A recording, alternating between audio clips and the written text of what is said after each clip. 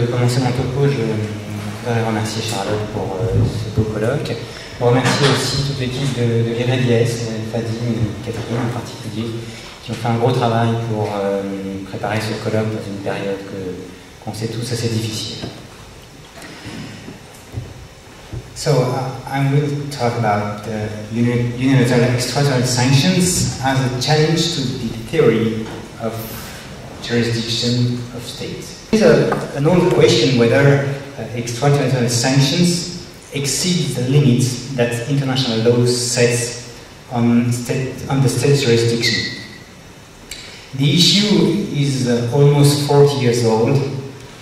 It started at the beginning of the 80s when the government of the United States took measures to block the construction of a gas pipeline between Western Europe and Russia in response to the threat of Russian intervention in Poland.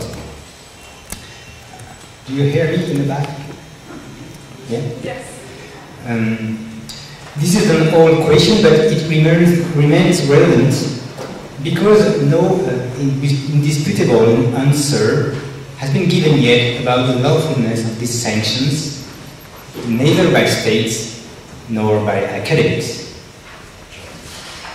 In order to provide some clarity on this issue, I would like to begin by clarifying the concepts and terms of the debate. First of all, it is important to make a clear distinction between the extraterritorial effect of a sanction and the extraterritorial application of it. It is clear that all or at least most sanctions imposed by states are intended to have an effect abroad to obtain a political change or a certain behavior in a foreign country.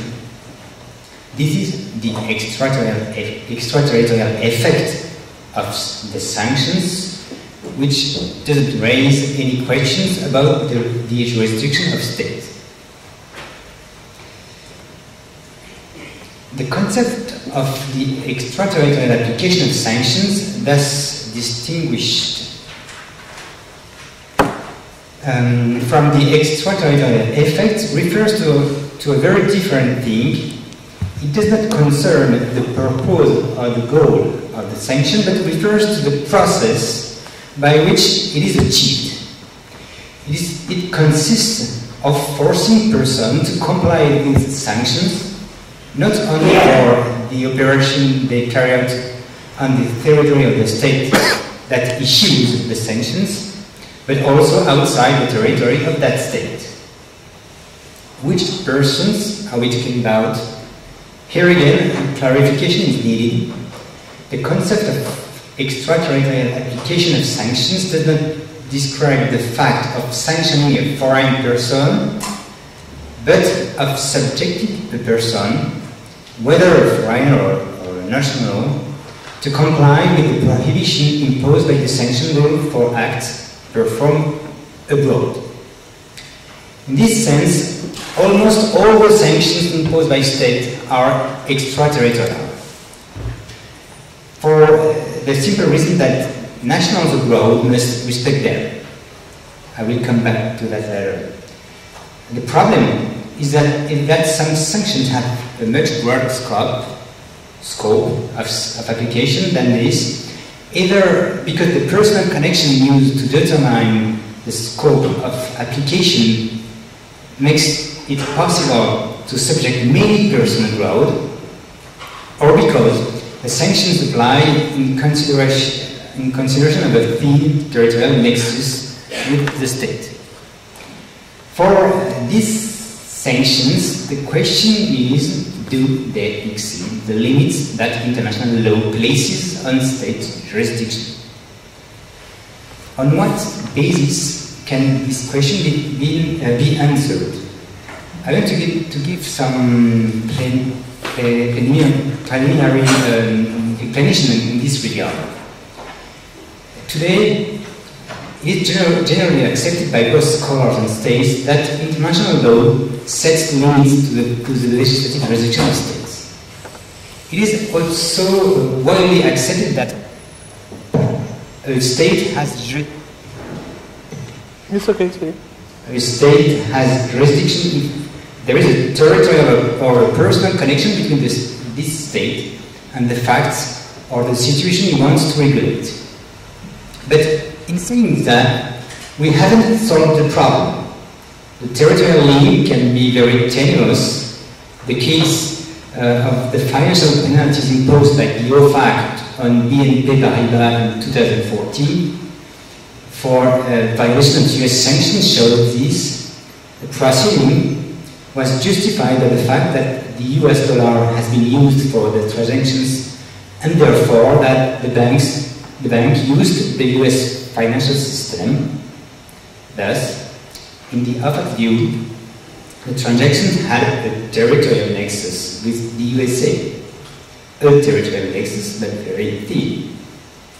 The personal nexus may also be defined very broadly and justify a very large exercise of legislative jurisdiction.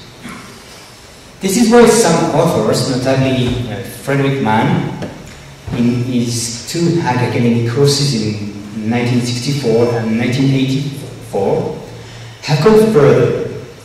He suggested to go beyond the traditional links of personality or territoriality and showed that the exercise of legislative jurisdiction is lawful under international law to the extent that, I quote, there exists a sufficiently close legal connection to justify or make reasonable the exercise by a state of legislative jurisdiction. From this point of view, reference should be made to the state practice and in particular to the reactions caused by this exercise when we are seeking to clarify the connections that justify a reasonable exercise of legislative jurisdiction. On the basis of this assumption, we should also accept that there is no reason to rationally consider that the limits of the jurisdiction of states should be identical in all matters. For example, the limits are not necessarily the same in matters such as competition law and the law of sanctions. State practice shows that certain criteria of legislative jurisdiction are well accepted for some topics such as anti-bribery or competition law, while they are considered to be contrary to international law in others. Let me now apply these principles to unilateral sanctions. To study the issue of the lawfulness of the extraterritorial application of unilateral sanctions, the simplest way, in my opinion, is to give examples that show the methods used by states to give a broad extraterritorial scope to the sanctions they decide on, and then wonder for each if this practice is lawful. No surprisingly, my examples will be drawn from the practice of the United States of America, which adopted the broadest long-range sanctions since the 1980s. I will consider two cases. The first, the very broad extraterritorial scope results from the use of a personal connection with the state. In the second, it results from the use of a territorial connection.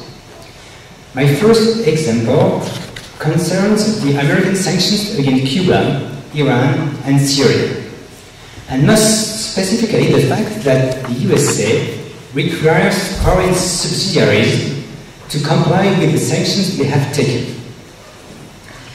This situation is perhaps the simplest one. Indeed, it appeared that the only state that includes foreign subsidiaries of national companies among the persons obliged to comply with sanctions is the United States. The practice of other states and the EU is constant in this respect. Sanctions must be respected abroad by nationals, but the notion of nationals does not include foreign companies controlled by national or European companies.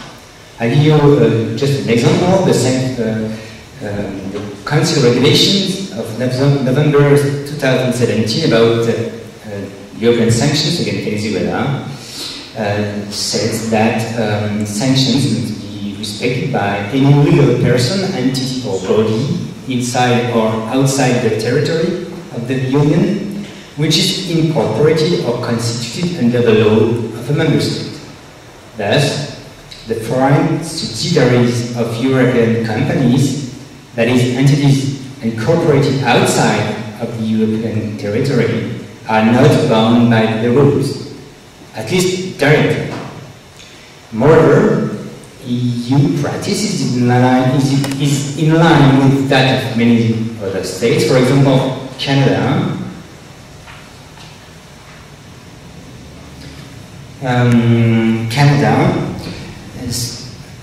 With Canada's usual practice, sanctions must be respected by Canadians abroad. The text of the sanctions against Venezuela shows this. Can you able to read it?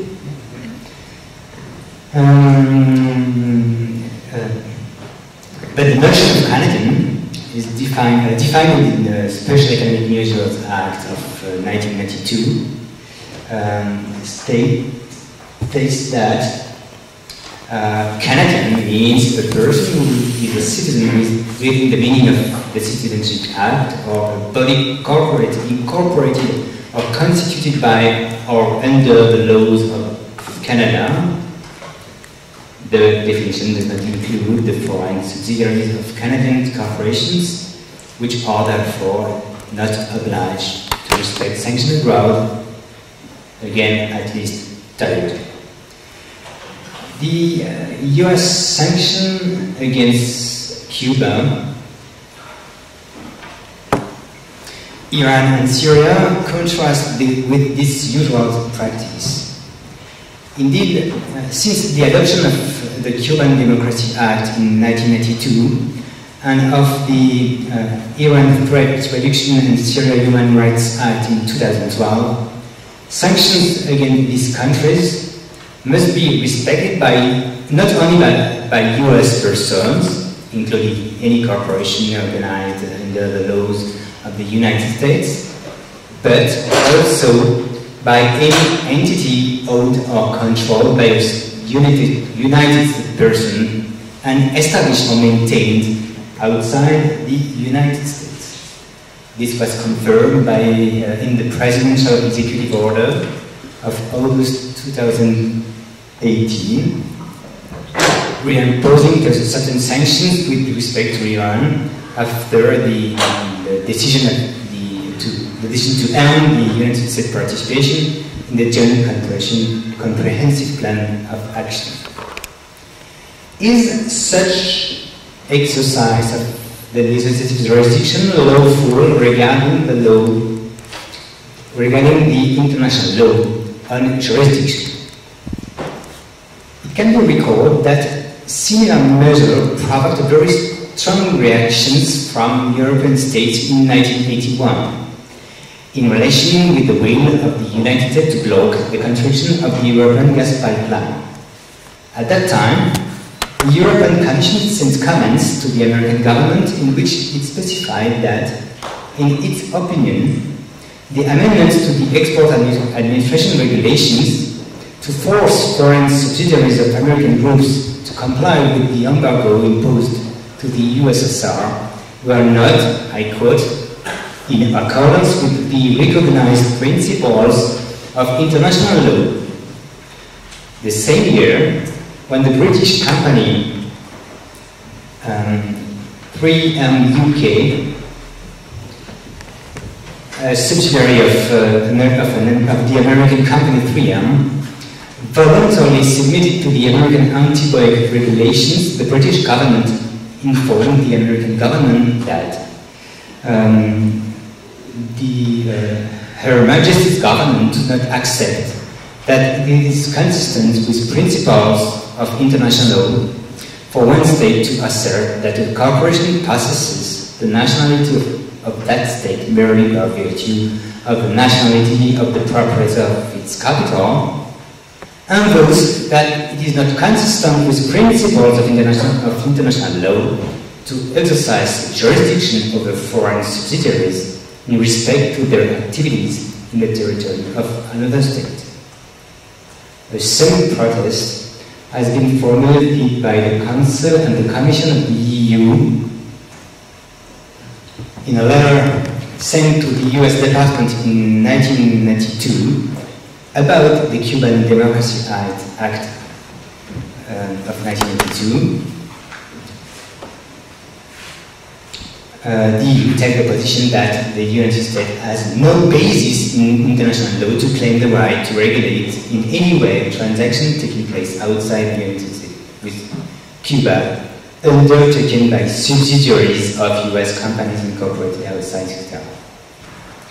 In view of these elements, in particular the fact that only the United States exercises its legislative jurisdiction over the foreign subsidiaries of American companies, and the reaction that its users have provoked, it could be argued that such an exercise of legislative jurisdiction exceeds the limits that international law sets.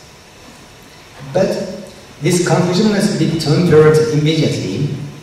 The sanctions adopted by the United States in recent times do not seem to have been accompanied by protests denouncing the unlawfulness of US sanctions for the reason that they oblige foreign subsidiaries. Would this be a sign that the European states now accept that legislative jurisdiction could be exercised on the basis of the control criterion? Maybe. We can rather think that European states are more cautious than in their protest because they use the control criterion in areas other than sanctions, in particular in their anti-bribery regulations or in matter of competition law. At the beginning of my speech, I said that it is perfectly acceptable that the scope of the legislative jurisdiction could vary according to the purpose of the regulation. But the fear of being accused in terms of a violation of international law seems to prevail, at least among Western states. My second example will be an example in which a territorial connection has justified a very broad application of sanctions. I have already indicated when I mentioned the BNP case that the principle of territoriality is likely to defend the application of sanctions to activities of foreign persons abroad who have a very thin connection with the state. The example I will talk about is both older and more recent than this. It is the Helms-Burton Act of 1996, whose Title III and IV were activated for the first time by President Trump last April. First, let me remind you that Title III of the Act creates a private cause of action and authorizes US nationals with claims to confiscated property in Cuba to file suit in US courts against persons who are trafficking in that property. The principle sets out in the Act is that any person who engaged in trafficking may be sentenced to compensation equal to the value of the property plus interest, legal costs, and attorney fees. The law has no retroactive effect, but trafficking may involve property confiscated before the law enters into force, especially after the Cuban Revolution. Title IV requires the denial of visas and the exclusion from the US territory of persons who traffic in confiscated property in Cuba claimed by US nationals. The provisions of Title III and IV are of extraterritorial application. if the sanctions are imposed in the US territory by the US authorities, the conduct in question, the traffic, is in fact entirely located abroad. Moreover, the sanctions instituted reveal the existence of an implicit obligation. Sanctions are imposed to punish the violation of this implicit norm, according to which it is prohibited to make investments in property that were expropriated by the Cuban government after the revolution. This implicit norm is of extraterritorial application, as far as it applies to investments made from outside by a foreign person in a foreign country. The interest point is that in the end, the extraterritoriality is justified by international law. Indeed, Section 301 indicates that international law recognizes that the nation has the ability to provide for rules of law with respect to conduct outside its territory that has or is intended to have substantial effect within its territory. If this effect states accepted by the international community or for unilateral sanctions, the answer is complex. On one hand, the reactions to the Helms-Burton Act and earlier during the Europe-Siberian pipeline crisis show that states are quite willing to accept the effect states. First, effect states which first developed for the application of competition law, and they accept that this test could be used in the field of sanctions. However, this same position makes it possible to establish the existence of conditions. Indeed, the official position of many states is that legislative jurisdiction can only be exercised in relation with conducts which have substantial and direct effects within the territory. The condition of substantiality appears in the excerpt of the Helms-Burton Act that I just read. It has been repeatedly affirmed by European states and the European Commission from the 80s. The condition that the effect doctrine justify the exercise of the jurisdiction only so far that conduct have direct effects on the territory of the state is also well established. It also has been affirmed in several occasions by states for sanctions, particularly during the 19th with regard to the Helms-Burton Act. In the case of the Helms-Burton Act, these conditions make it possible to assess